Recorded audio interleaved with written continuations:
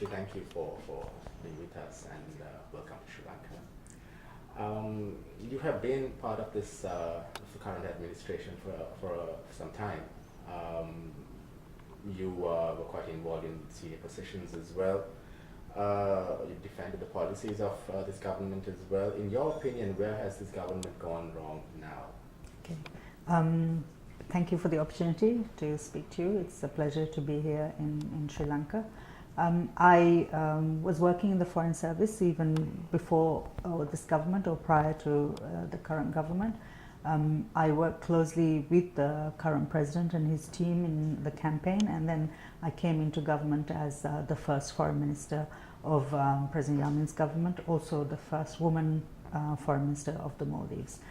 We had a lot of high hopes for our country. As you would know, it has only been in the last 10 years or so, or a little more than that, that political parties were first introduced in our country. So steps towards a modern democracy were taken only in the last decade, really. There was a lot of work that we needed to do to strengthen our democracy, and in terms of the Foreign Service, to strengthen our relationships with the different countries around us, to get the financing we needed for the big projects, and to deliver on the pledges that we had made to our people in terms of development of the country and to make their aspirations heard.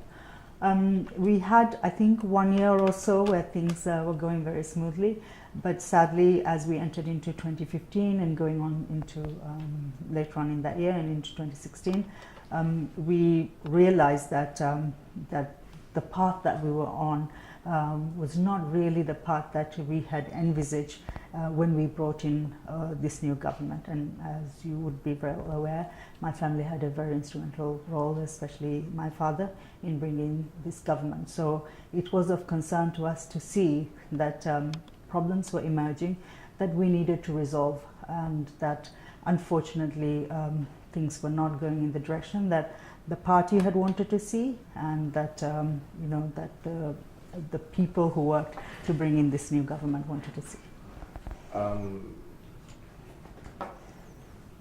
Do you think that this government could have done more to meet the expectations of its own people and the international community? Were there opportunities which were missed? I think that definitely prior to this government, we had the government of President Nasheed. Even he came in with a lot of support from the international community and also a lot of support from the youth of our country. I always felt, had it also on a golden platter to fulfill many of the pledges and take the country in the right direction. If you compare that to President Yameen's government, he came in with an even better backing, if you will, because he had strong backing in the parliament, and definitely in terms of the vote, though the election was very tightly fought, I think he had the support of a lot of people in the country. So he did have also a golden opportunity, I think, to unite the country and to go ahead in the right path in terms of strengthening democracy, strengthening our institutions, ensuring the independence of the judiciary, and in addressing a lot of the concerns that people had regarding various issues in the country, including corruption for one. So definitely the opportunity was there. Sadly, what I saw with President Nasheed and also currently now is the ability to rise above the party politics and to keep the national interest in mind, and to kind of unite the people in going ahead and acknowledging our problems and then working to address them. I think we have not seen that as much as we would have liked to see in the current government. So you see an opportunity for all the political parties in the Maldives working together, maybe to address the issues that you just mentioned? Yes, very much so, because I have felt for some time, and I have said this on many occasions, that this cycle, I call it a cycle of vengeance, if you will, that we have, I think, seen in other countries as well. You have one party that comes into power and persecutes the other, and this history that We are now starting to build up. We need to overcome this, and then only if we unite as a people will we really be able to move ahead. And that can only be done by sitting down and by discussing very frankly and openly with a kind of an environment of trust that we do have real issues, and that in order to address these, all the parties really have to work together.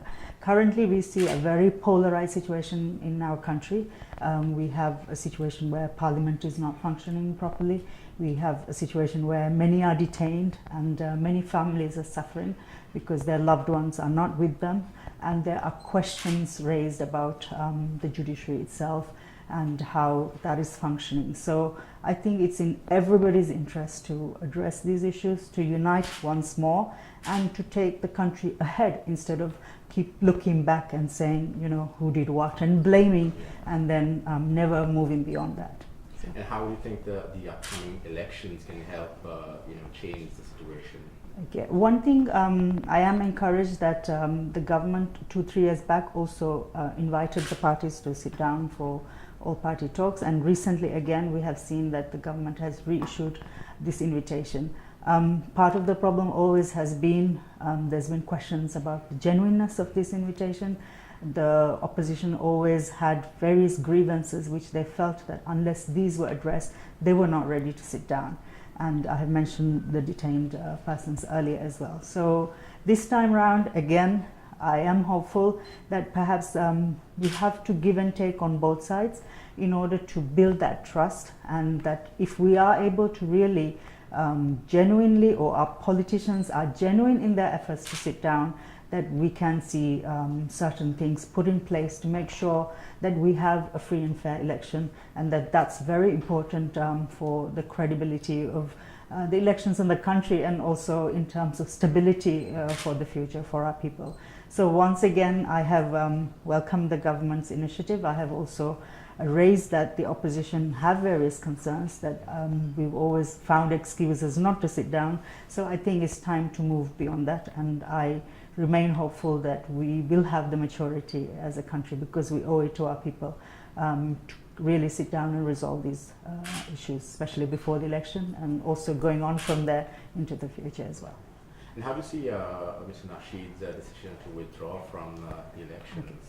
I think it was a wise and mature decision. I know Nasheed is a strong force and continues to be a strong force in the Maldives, in the politics. My father also remains a very prominent and well-respected figure in Maldivian politics, though unfortunately he is detained and remains in prison at present. So I think, given that there was a legal decision taken in terms of Nasheed and certain acts he had committed whilst in office, and also given the realization that it was important for someone who could actually take part in the election to come out as the opposition candidate, I think he showed a wise and mature decision on that, in terms of stepping back to give the other people opportunity. My personal view is that within many of our political parties, we actually need to see leaders doing that, stepping back, where new leadership and new leaders can come out. I don't necessarily mean only younger people. I strongly always believe that maturity is important, experience is important. We have a very young population, so it's not necessarily just someone's age, but more who they are, what they stand for, and their own experience, and the integrity, and really that commitment to the country and its people, rather than your own future or your own, getting wealth or getting power or getting fame, which is sadly what we do see a lot in many countries, including mine at the moment. Yeah. And since the candidate who has been nominated by the joint opposition is someone, I guess, fairly new to the outside world, I mean, what would you say about him? What would you know of him, and what can he do to help maybe bridge the gap with the government and the opposition? Okay, I think he has spent quite some time in Parliament. I myself don't know him personally that well, but I do know of him, and I think he comes across as a mature and sensible person, and I hope that maturity will help to unite people, and that it would also bring an opportunity, as you mentioned, to perhaps sit down with the government and to have more of an inclusive process in working together towards the election.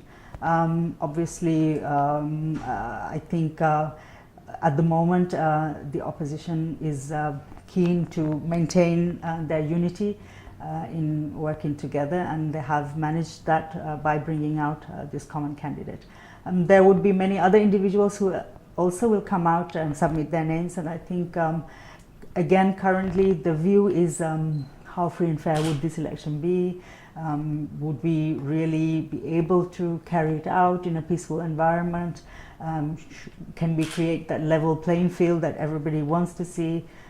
How would the rest of the world support us and assist us in this process? So I am hopeful, and I would like to see the government also taking steps to ensure that this election is a free and fair election, and that we create a better environment. Obviously, this is being a little bit idealistic, I know, because coming up to an election is often the bitterest of times, I guess. But I think there's certain steps that we do have to take together to make sure that we have a free and fair and also a peaceful and inclusive election where, you know, people who really want to contest are able to contest and freely campaign with you know, whatever resources that they have, and that the media and others are able to also work and cover the election and you know, cover the candidates and issues that are very relevant.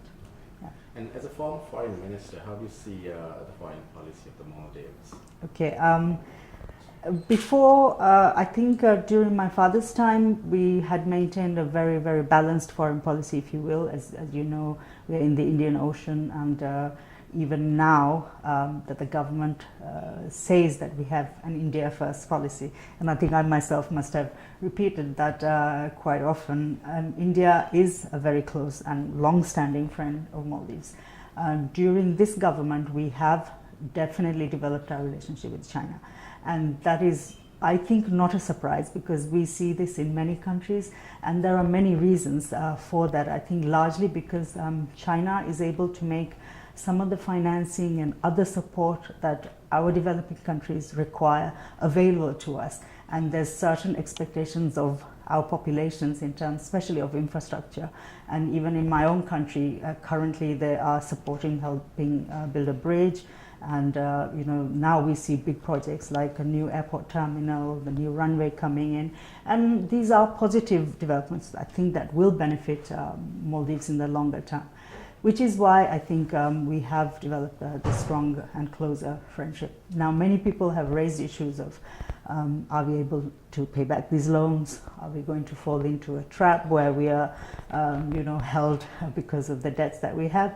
And as a former foreign minister, I strongly feel that sovereignty, our independence, is important. So not just China, but any country, I think we need to maintain a respectful relationship. Definitely, we should have as many friends as we can, but we should also be careful not to compromise our sovereignty, so that we are able to really make our own decisions as a country and a people. And I think for that we have to be cautious, I think, and we urge all countries to be respectful also of our sovereignty and the decisions that our country wishes to take, or our people wish to take, but to be there to support us in our development, and particularly not to compromise our democracy and our freedoms, because you can have structures, you can have buildings, but ultimately I think human beings, they want their freedoms, they want their rights. And if you see an environment where these are being compromised, I think that is not something that is acceptable to our people. And in the longer term, I think the quest will be to have a society which is respectful of that. And our past, if we have anything to learn from our past, is to make sure we don't repeat those mistakes that we have seen, and to move ahead from there, so that anyone can live there with, you know, the knowledge that they're not fearful that things could be unfairly kind of, that they face allegations or accusations, that, you know, everybody's entitled to free trial, that they have rights that should be protected even while detained, and even if investigated, or even if on trial for certain allegations. So I think that is a wish that the Maldivian people do have for their future. So is there a role that the international community can play to ensure that democracy is established in the Maldives, or should it be an internal process, as some say? I think, I guess I'm an internationalist, if you will. I think, a lot of countries use the argument where, these are all internal matters to us and, no country should comment. And I may have made statements along those lines. I think there is a balance, though, because we live in a world where, we have international systems. The UN exists. How effective it is may be well debated. But there is a duty, I believe, and a moral duty of other countries to make sure that things are going in the right direction, that to be there to support that process that people wish to see. And if you see atrocities, and we see across the world, seeing wars, genocide, all the rest of it, I think very much there is a duty of the international community, and you cannot just step back and say that is our country's internal matter and ignore it. I think definitely the Maldivian people want to see that support coming. They don't want to be dictated to, but they want to see that support, that people are watching what's happening, that they would be there to help. And I am also glad that the international community is watching closely what's happening in Maldives. I would not wish to see any kind of sanctions or actions against our country, as I don't think anybody would want to see against their own country, because in the longer term it may well impact the people of that country and it may not address the actual issues that it's trying to address. So I would rather see a process of engagement, and I hope our government continues to do that, to engage and to listen and to genuinely take some of these advice as things, for example, to acknowledge there are things that we need to improve. And I think that first step is very important, because you can always get very defensive and say, you're just criticizing us, but you're not helping us. But if the government also were to say, okay, we acknowledge that there are these issues and we haven't done a great job of addressing them, help us and be there with us, and then genuinely show steps that they are going towards the right direction, I think we can definitely avoid any actions. And I think in the longer term, that would be better for our country, that our people find the solutions through discussions, through acknowledging our problems and saying, okay, we want to go to a better place. And I hope to see that in my country. And what's your opinion about the relationship between Maldives and Sri Lanka? Sri Lanka is a very close friend of the Maldives. How do you see that? I think we value the friendship that we have with Sri Lanka. As you mentioned, we have strong historical ties. Our people-to-people contacts are also very, very advanced, and I'm happy to see that. Many Maldivians living here, many Sri Lankans also working in Maldives, and there's a lot of travel, there's trade between our countries, and I value that relationship, and I hope that we can strengthen it. Sri Lanka has also, on some occasions, but very rarely, made public statements about Maldives as such. And I remember also speaking to the foreign minister a couple of years back to say that as a close friend, whilst we don't really like being criticized, as you will, by public statements, but close friends talk to each other. They do give frank advice. If things are not going the right way, then I think Sri Lanka definitely should urge the Maldives and the Maldives government to take things in the right direction, which would benefit the Maldivian people in the long term. We in the Maldives are glad to see that things are going well in Sri Lanka. I know you had very difficult years. You had a very bitter, long-drawn war, and it's really heartening for us to see you overcome that, and that you are moving ahead, that things are generally looking up. We can feel it even when we visit. So we wish the Sri Lankan people well, and definitely hope to have that continued support while we struggle also with democracy. And I know you've had many experiences that you can share with us.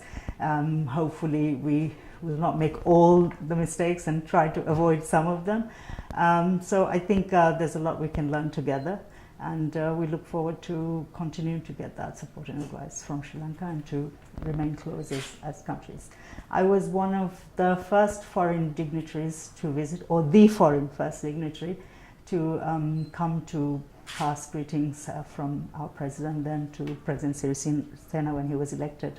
And that was quite an election where the result, I think, not many people really expected that. We had close friendship also with President Rajapaksa, and I can see that he contributed a lot also to developing the country. But there were many things that your people wish to see addressed, and hence we saw that change. So I hope that the current government will deliver on those expectations and the pledges that they have made to the people. And ultimately, I think the peace and stability is important. Sri Lanka is also one country that faced a lot of criticism from the rest of the world, and I guess maybe there are issues that really still need to be worked on, and I wish well to Sri Lanka and its people for that. Yeah. And Sri Lanka and the Maldives, one of the issues or one of the focal points has been about women in politics, and you are someone who is very active in that area. How is the situation in the Maldives now? Do you see the need for more to be done to have more women in politics? Yes, definitely. I think I have always strongly advocated for it. One of the reasons why I think there's still a reluctance amongst our women to come out, especially for higher positions in public office. Our parliament, the last parliament, actually had more women than our current parliament. So definitely in terms of presence in parliament, we need to improve it. In cabinet, we need to improve it. So at various decision-making levels, we need to improve the presence of women. And I think women need to gain the confidence that they can perform in many of these positions and to come out more strongly. I'm heartened to see that in Sri Lanka as well, you have very active women in positions, and it is definitely my wish to see more women active in Sri Lanka and in the region generally as well. One thing I also wanted to highlight is that whether a man or a woman, when they come out either for election or for public office, it's not so much the gender that matters as much as really their experience and their maturity and perhaps their educational qualifications, and mostly I think in terms of their motives, what they stand for, and their integrity in working in public office and to honestly serve the people and to work for the betterment of the people and the country. So one thing I wanted to highlight, because there's very much a debate going on in Maldives, that especially when we don't have very many women candidates for particular positions within parties, that there's a strong push for women. But I think just being a woman alone, just same as just being a man alone, does not make you entitled as such to particular positions. But I do support some level of positive discrimination, that like reserved seats for parliament, which we see in some countries, but in our constitution it wasn't passed. But I think to give women a push into certain areas, sometimes you need to see that, so that qualified women can have the opportunity to come out and to serve the people in their capacities. We have a number of significant women who have served, including as speakers in parliament, and now we've seen attorney generals, we've seen women in many positions, including within the cabinet. So I am hopeful that we would see more and more women coming out in the future. And overall, where do you see the Maldives heading, or what would be your vision for the Maldives? Yeah, I wanted to address it as where would I like to see Maldives as, and I think I've spoken a little bit about overcoming this very bitter polarization and to really working more closely as a society to address the very real issues that we do have.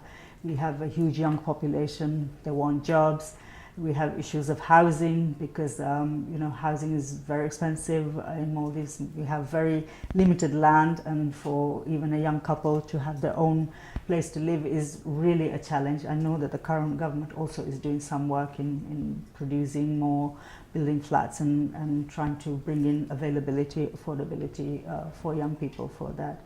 Healthcare, we're doing well, I think. Education obviously still challenges a lot of young people who want to go abroad also for higher education. We have a national university at the moment, but I think there's always challenge of quality, of improving that, and environment is a big issue for Maldives as well. We have a number of social issues. We have drugs issues, which is a problem, crime increasing. So these very real issues cannot really be addressed while we're involved in cross-party bickering, if you will, and much more petty things, and a lot of our time on negative things like just calling each other names or doing unnecessary things like that. So I hope that with these elections that we will come into an era where we can genuinely work to address the concerns that we have, but really mostly to unite the people and to address the issues that we face. Corruption, an issue that's been around for a while and I'm sure exists very much in many countries, but it's something we need to tackle. and the levels, and the fact that sometimes people start justifying certain things, saying, oh well, it's there everywhere, that doesn't make it right. So I think we have to have stronger checks and balances in place, and we need to really address those issues as well. So a lot of work to do, and I hope to see Maldives as a stable, a peaceful country which has strengthened democracy, where the will of the people can really be exercised, so that our representatives in Parliament can function as well, to kind of voice our views and use that in legislation and other things, where we see a strong independent judiciary, where people can see justice is being served, and that we have access to legal representation, where our rights are protected, even though when you're under allegations on various charges, and a strong government obviously in place that is listens to the people and is sensitive to these issues, and is really also aware of our position in the international stage, that we continue to have the respect of other countries, that they see Maldives as, okay, we're a small country, limited resources, but at least we're heading in the right direction, that we have the will to correct things that are going wrong, and to work with the rest of the world. We belong in the rest of the world, that we are not just a pariah country or something that is not listening to others. So I think that's very important for us as well. Maldives has maintained that very much in the past, and we had a lot of respect in the past, especially for our work on environment, advocating for, to address the issues of climate change, which is impacting on many small low-lying countries. In fact, we were seen as a leader within the low-lying countries as well, or small island states. So I think we have a lot of work to do to regain that position, and also to regain the confidence of our people in politicians, in politics, and in government and the institutions. So let's hope that things go in the right direction. Okay. Thank you. Thank you very much. Yeah.